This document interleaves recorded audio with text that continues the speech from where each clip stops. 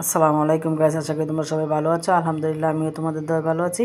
প্রতিদিনের মতন আজকেও তোমাদের মাঝে রান্নার ভিডিও নিয়ে আসছি। আজকে লাউয়ের সিল্কা দিয়ে আলু দিয়ে ভাজি করব, বগুড়ার আলু দিয়ে। ফার্স্টে কড়াই বসিয়ে দিয়েছি, পরিমাণ মতন তেল দিয়ে দিয়েছি, দিয়ে দিচ্ছি কাঁচামরিচ, দিয়ে দিব এখন কিছু পেঁয়াজ কুচি, দিয়ে একটু নেড়ে ছেড়ে দিব।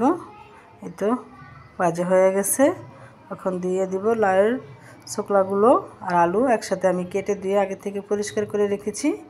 এতে দেখো এখন আমি দিয়ে দিব।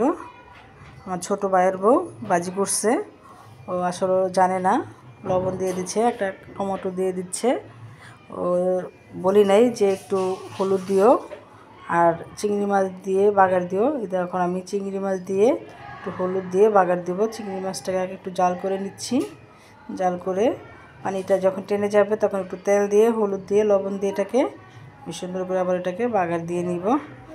দেখো হলুদ দিয়ে দিচ্ছি একদম সামান্য পরিমাণ দিয়ে, যে এখন পানিটা টেনে গেছে দিয়ে দিচ্ছি তেল দিয়ে ভেজে আমি ওই যে লাউয়ের ছোকলা আর আলুটা দিয়ে এটাকে আবার বাগার দিয়ে নিব।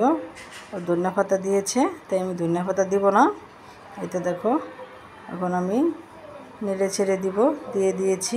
নেড়ে ছেড়ে দিয়ে আর একটু মানে সিদ্ধ করে নিব, একটু কাঁচা কাঁচা আছে ভাজিটা।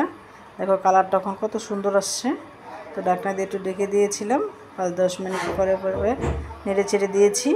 দেখো ভাজিটা প্রায় হয়ে গেছে, কোনো পানি নেই, অনেক তেল আছে। তেল দিয়েছি বেশি, যে কোনো ভাজি থেকে তেল পরিমাণ বেশি দিলে ভাজিটা খেতে খুবই ভালো লাগে। লাউ সিল্কা বগুড়া আলু দিয়ে এভাবে ভাজি করে খেয়ে দেখো, ইনশাল্লাহ অনেক অনেক ভালো লাগবে। যদি রান্নার রেসিপি তোমাদের ভালো লাগে লাইক কমেন্ট শেয়ার করো। আল্লাহ হাফেজ।